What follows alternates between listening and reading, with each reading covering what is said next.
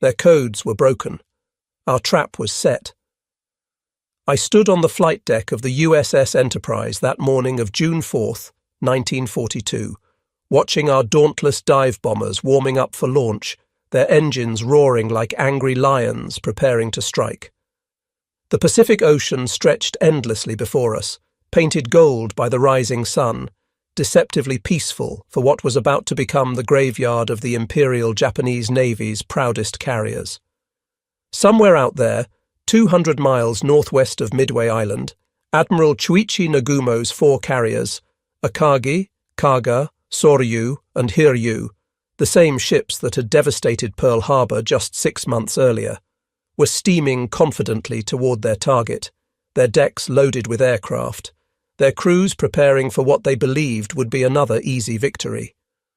What they didn't know was that we had been reading their messages for weeks, knew exactly where they would be, and were about to spring the most devastating ambush in naval history. My name was Norman Jack Dusty Clyce, Lieutenant Junior Grade, and I was a dive bomber pilot with Scouting Squadron 6 aboard the Enterprise. Born in Coffeyville, Kansas, in 1916, I had graduated from the Naval Academy in 1938. I had earned my wings in April 1941 and had been flying combat missions since the Marshall Islands raids. By June 1942, I thought I understood carrier warfare, but nothing had prepared me for what we were about to witness, the complete destruction of Japan's carrier force in minutes that would change the entire course of the Pacific War. The ready room aboard Enterprise was thick with cigarette smoke at 0400 hours on June 4th. Lieutenant Commander Clarence Wade McCluskey, Jr., our air group commander, stood at the front with his pointer. McCluskey was a 1926 Naval Academy graduate who had taken command of the air group just 2 months earlier. "Gentlemen," McCluskey began, "the Japanese carrier force has been located approximately 200 miles northwest of Midway." He tapped the map. 4 carriers, Akagi, Admiral Nagumo's flagship, Kaga, Soryu, and Hiryu, accompanied by 2 battleships, 2 heavy cruisers, and 11 destroyers. These weren't just any carriers. These were the heart of the Kido Butai, the mobile strike force. Akagi and Kaga were Pearl Harbor veterans, massive ships that could launch over 60 aircraft each. Soryu and Hiryu were newer, faster, equally deadly. Together, they carried 248 aircraft and the most experienced carrier pilots in the world. Commander Joseph Rochefort and his team at Station Hypo have been reading the Japanese naval code JN-25 for weeks, McCluskey continued. "We know their entire operation plan. They'll strike Midway at dawn, then wait for our carriers to respond so they can ambush us. What they don't realize is that we're already here." The intelligence officer explained Operation MY, Admiral Yamamoto's plan to capture Midway and destroy our carrier force. It was elaborate, perhaps too elaborate. Invasion forces from the southwest, a diversionary attack in the Aleutians, the carrier strike force from the northwest, and Yamamoto himself commanding from the battleship Yamato 300 miles behind.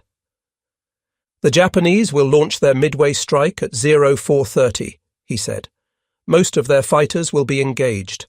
Their carriers will be recovering and rearming aircraft, their most vulnerable moment. This is when we strike." Lieutenant Earl Gallagher, commanding Scouting Squadron 6, made careful notes. A Pearl Harbor veteran, Gallagher was meticulous. Beside him, Lieutenant Richard Best from Bombing Squadron 6 studied the weather. Wind southeast at 5 knots, scattered clouds at 1,500 feet, perfect diving conditions. I looked around at my squadron mates. Some were combat veterans, others facing their first battle. We all understood the stakes. The Japanese had better fighters. The Zero could outmaneuver anything we had. They had more experienced pilots, and we would be operating at extreme fuel range, 175 miles out and back with minimal reserve. "Torpedo 8 from Hornet will go in first," McCluskey added. "The dive bombers follow. We launch at 0700. By 0600, the Enterprise flight deck was controlled chaos. Deck crews in coloured jerseys performed their specialised tasks: red shirts loading bombs, purple shirts fueling aircraft, brown shirts checking mechanical systems. I walked toward my aircraft, SBD Bureau number 6039. My rear gunner, John Snowden, was already checking his twin .30 caliber machine guns.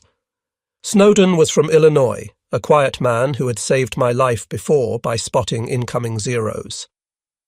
"Morning, Snowden," I said, climbing up. "Morning, Mr. Kleiss. Going to be hot today?" I ran through my pre-flight inspection: control surfaces, bomb rack, fuel load. We had 230 gallons in the main tank, plus two 58-gallon wing tanks.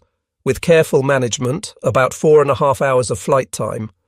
The SBD Dauntless wasn't the fastest, 255 miles per hour top speed. But it was incredibly stable in a dive and tough as nails. It could absorb punishment that would destroy other aircraft. I strapped into the cockpit, surrounded by familiar instruments: altimeter, airspeed, fuel gauges, engine temperature, oil pressure. At 0645, "Pilots, start engines," came over the loudspeaker. I pressed the starter, and the right R1820. Cyclone roared to life. First to launch were the fighters, 20 F-4F Wildcats for combat air patrol. Next went the torpedo bombers, 14 TBD Devastators from Torpedo Squadron 6 under Lieutenant Commander Eugene Lindsay.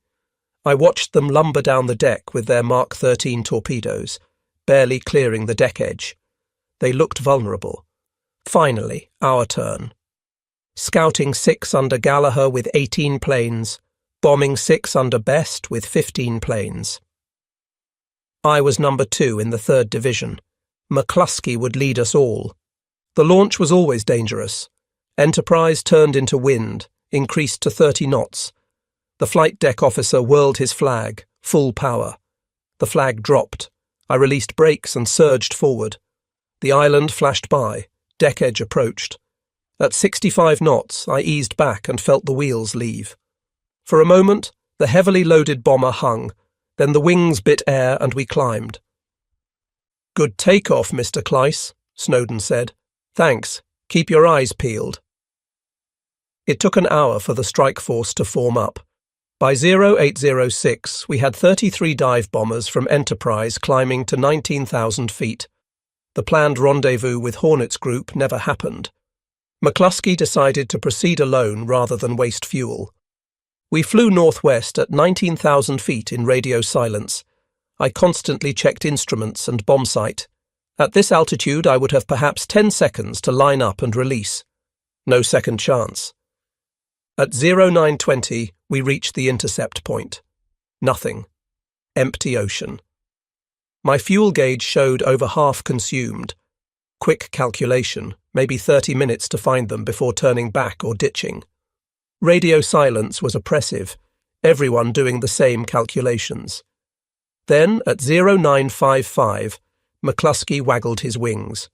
Looking down, I saw a white wake, a lone destroyer racing northeast. McCluskey turned to follow, betting it was heading toward the main fleet. For 20 agonizing minutes we followed that wake, fuel dropping toward empty. Then at 10:20 we saw them. The Japanese fleet appeared below like toys on blue carpet. 4 carriers in 2 groups surrounded by escorts. Aircraft on decks, white wakes showing manoeuvring. Incredibly, no Zero fighters at our altitude, all down low finishing off torpedo squadrons. "This is McCluskey. Scouting 6, take the left carrier. Bombing 6, the right." But in confusion, both squadrons began diving on Kaga. I pushed forward and nosed into my dive. Acceleration was brutal, pressing me back. The altimeter unwound. 18,000, 15,000, 12,000 feet. The carrier grew in my bomb sight. I could see aircraft on deck, crew running, anti-aircraft guns swivelling. Black flak puffs burst around us, but I held steady. At 10,000 feet, I saw individual planes on Kaga's deck being refueled and rearmed, hoses snaking, bombs on carts. Perfect timing, their most vulnerable moment. Gallagher released first. His bomb struck near Karga's island. Fire erupted, bodies blown into air. At 2,500 feet, I pressed release and pulled back hard. 9 Gs crushed me into my seat, vision tunneling. The Dauntless groaned, wings flexing, then levelling out just above water, racing away. "Direct hit!" Snowden shouted. "Forward elevator!" Banking left, I saw my bomb had struck perfectly. Karga's forward deck erupted in flames. Gallagher hit aft, others striking home. Within seconds, 4 direct hits, and Karga was engulfed stem to stern. Simultaneously, Dick Best pulled out early, realising the error. He and 2 wingmen headed for Akagi. Best put his 1,000-pound bomb through Akagi's deck amidships. It penetrated to the hangar and exploded among armed aircraft. Akagi became an inferno. At exactly 10:22, Yorktown's dive bombers arrived and attacked Soryu. 3 1,000-pound bombs within 30 seconds. The carrier exploded, a fire pillar reaching 1,000 feet. 3 carriers mortally wounded in minutes. Pulling away, the scene below was hellish. Karga was a floating volcano, explosions rippling through her. Her forward elevator, tons of steel, was blown completely off, spinning through air before crashing into ocean hundreds of yards away. Akagi burned bow to stern, deck buckling from heat. Tiny figures, crew, jumped into burning oil-covered water. Soryu listed heavily, hull ripped by explosions. She rolled over, hull glistening, before slipping beneath waves. 20 minutes from operational to submarine tomb. Over 700 men down with her. But we missed Hiryu, operating 10 miles north, hidden by rain squall. She was launching counterstrikes against our carriers. "Zeros! 3 o'clock high!" Snowden's guns chattered as 2 fighters dove on us. I pushed forward, using our superior diving speed. Tracers whipped past. Snowden's guns went silent. "Snowden! You okay?" "Hit, but okay. Got one." A Zero trailed smoke spinning oceanward, but more coming. I stayed low, jinking constantly. Fuel gauge bouncing empty. The flight back was a nightmare. Fuel gauge showing empty, but usually a few gallons remained. Unusable fuel, accessible if flying carefully. I leaned mixture until engine ran rough, risking fouled plugs for more minutes. Around me, Dauntlesses struggled. Some trailing smoke, others running dry. Radio channels filled with desperate calls. Engine cutting out, going in. Ditching, mark position. Enterprise, multiple aircraft emergency fuel. 2 Dauntlesses ahead nosed toward water.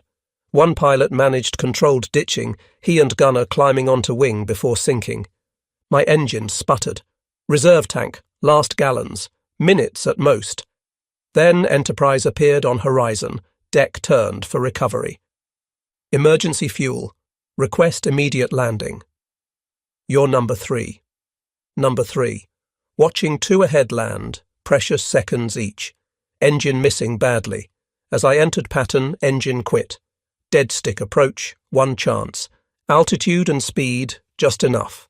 Lowered gear, extended flaps, aimed for number 3 wire. LSO signalling cut, too high. Pushed nose down, trading altitude for speed, propeller windmilling. Deck rushed up. Wheels hit, bounced, tail hook caught wire and slammed stop. Deck crew running before propeller stopped. "Get us out!" Wounded. They pulled Snowden from rear. Hit in shoulder and leg but conscious, would survive. My plane had over 40 hits. How she held together, I'll never know. The ready room was sombre despite victory. Of 14 torpedo bombers from our Torpedo 6, only 4 returned. 10 crews gone. Hornets news worse. Torpedo 8 completely wiped out. 15 aircraft down. 29 of 30 men killed. Only George Gay survived, floating as he watched us dive. John Waldron had led them straight in, his last transmission.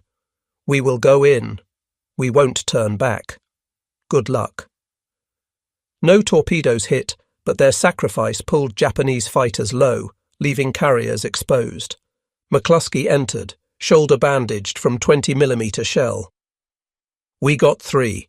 Kaga, Akagi, Soryu finished. Hiryu, still operational, has hit Yorktown. Intelligence provided details. Yorktown hit by 3 bombs at noon, 2 torpedoes at 14:30. Listing badly, abandoned. But her sacrifice bought time to locate Hiryu. Japanese casualties approximately 2,500 so far, the officer said. Each carrier had 1,200 to 1,500 crew plus airmen. Few rescued. Each number a human being, someone's son, husband, father. Died in fire and water thousands of miles from home for Empire's ambition.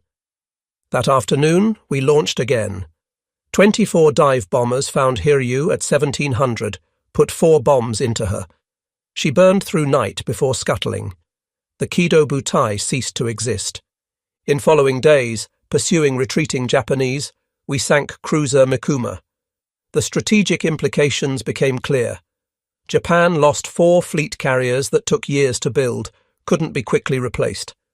More importantly, over 3,000 trained sailors and airmen, including 100-plus veteran pilots with years of experience, understanding carrier operations in ways that couldn't be taught. Irreplaceable. The Japanese Navy never recovered.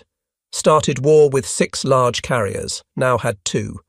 Would build new ones, but never again have trained pilots to make them effective. Institutional knowledge of best carrier divisions died that June 4th. For Americans, Midway proved intelligence could overcome numerical disadvantage. Rochefort's codebreakers gave us enemy's plan, allowing maximum advantage positioning. Without that, we'd have been reacting, arriving late, fighting their terms.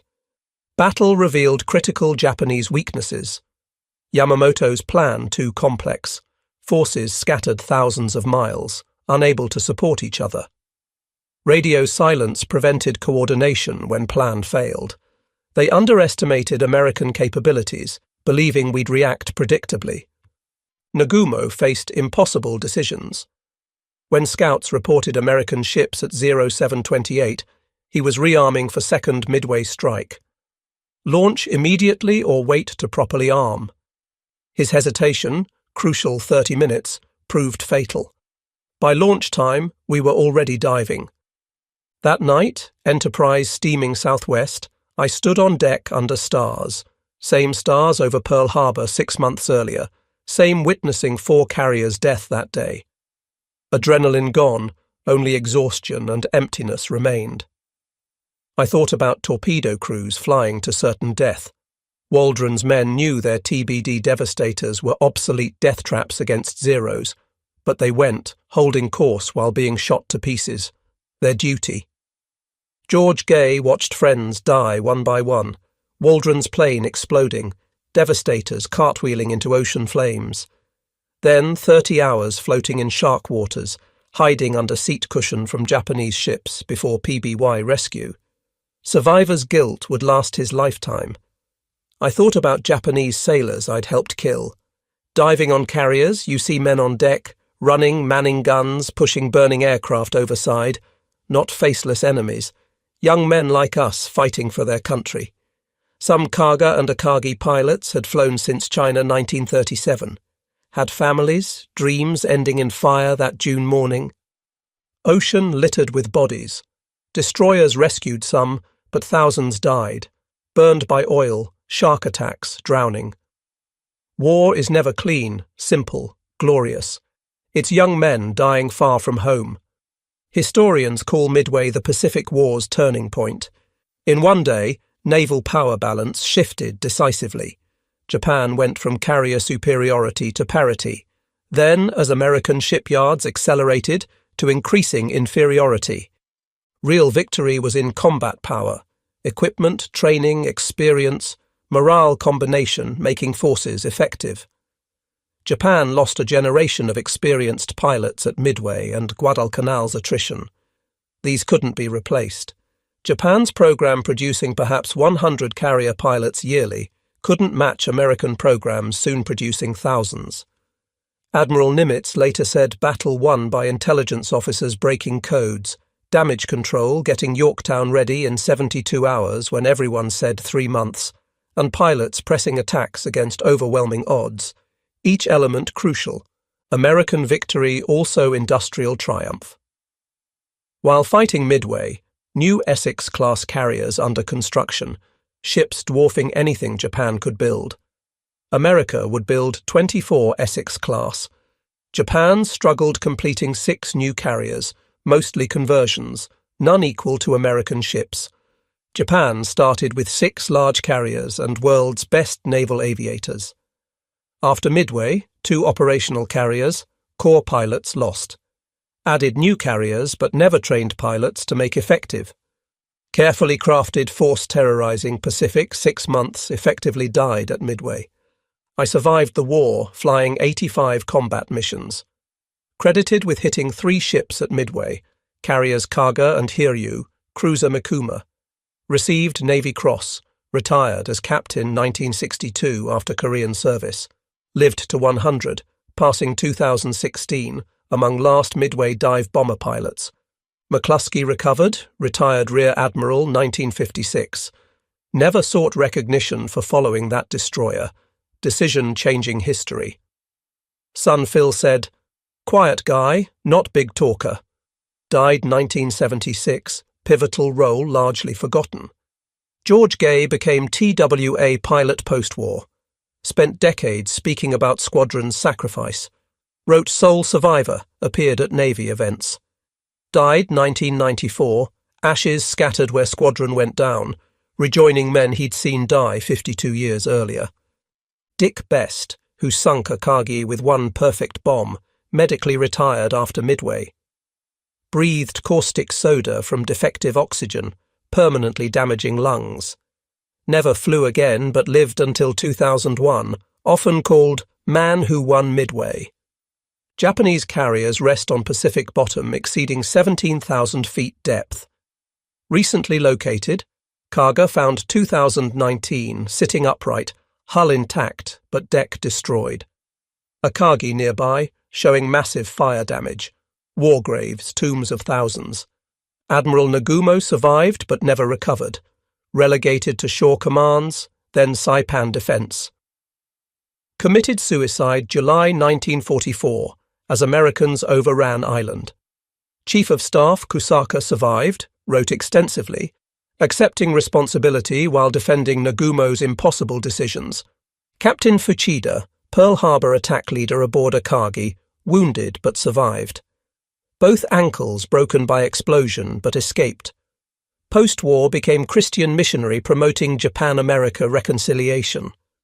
Often said at Midway, Japan lost war in 5 minutes. Yamamoto killed April 1943 when P-38s, using decoded messages, shot down his plane over Bougainville. After Midway knew Japan couldn't win, reportedly telling staff, "I have killed many young men today." Midway Atoll designated National Memorial 2000. Runway where Marines faced impossible odds, now wildlife sanctuary. Where bombs fell, albatrosses nest peacefully. Norman Kleise's account reminds us that we weren't heroes, just young men doing necessary jobs. Real heroes were torpedo crews knowing they'd die but going anyway. Codebreakers working secretly. Mechanics keeping planes flying. Damage control saving ships. Corpsmen saving lives impossibly. Midway proved wars aren't won by best equipment or most experienced warriors. Won by those who adapt, seize opportunities, sustain losses and continue. Japanese had better pilots, planes, experience, but we had broken codes, radar, damage control they lacked, industrial might replacing losses tenfold. Most importantly, leaders understanding calculated risks necessary. Nimitz risked entire carrier force on potentially wrong intelligence. McCluskey risked fuel exhaustion finding Japanese. Best risked everything attacking different carrier with 2 wingmen. Waldron led squadron to death knowing mission required it. Battle lasted 2 days but changed everything. Before Midway, Japan advancing everywhere, unstoppable. After, never won another offensive battle. War continued 3 terrible years, costing hundreds of thousands more lives. But outcome decided those June 4th minutes when dive bombers caught Japan's carriers with armed aircraft on deck. Consider alternate histories. If McCluskey turned back at empty intercept point. If Japanese launched 30 minutes earlier. If torpedoes worked and Torpedo 8 sunk carriers. Small decisions, chance moments, individual choices determining nations' fates.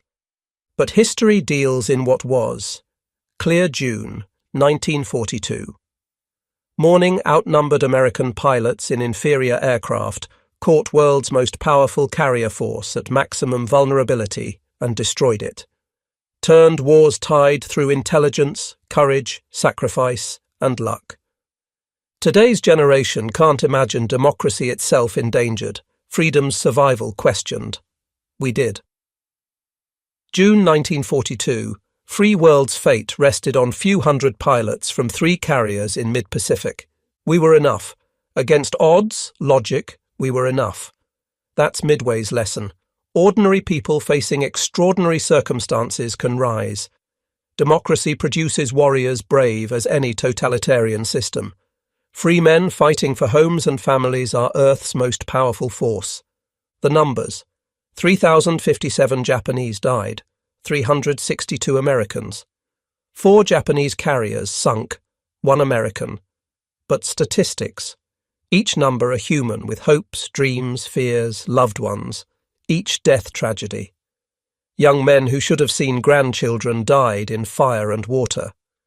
Pacific roles unchanged, unmarked by battle. Coordinates where carriers sank just ocean patches. But we remember. Must remember. Long as free people exist, must remember Midway and its men. They saved the world in devastating minutes. 4 carriers, Imperial Navy's pride, reduced to burning hulks in breakfast's time. War's course, nation's fate, freedom's future decided by dive bomber pilots pressing attacks against impossible odds. That's the legacy, not just victory, but example. When tyranny threatens, free people rise. Courage isn't fear's absence, but action despite it. Sometimes world's fate rests on few brave individuals, and ordinary people do extraordinary things. Midway's dead, American and Japanese, deserve remembrance as humans who gave lives serving countries. American pilots flying to death protecting freedom. Japanese sailors dying, saving burning ships. All brave men deserving better than dying young in Pacific's middle. But sacrifice wasn't vain. Freedom survived, flourished. Pacific once battlefield, now peaceful, travelled by merchants, not warships. Japan and America, bitter enemies, now close allies. War seeming endless over 75 years. Soon none remain who can say, I was there. Saw Kaga explode, watched Akagi burn, dove through flak to hit target. But story endures, must endure. Because freedom-valuing people need knowing freedom isn't free, purchased with blood of men climbing into obsolete torpedo planes flying to death, diving through flak walls, hitting targets, giving everything, stopping tyranny. That's what Midway did. Stopped tyranny, saved freedom, changed history. In world-altering minutes on clear June 1942 morning, when world's fate balanced and American pilots tipped scales toward freedom,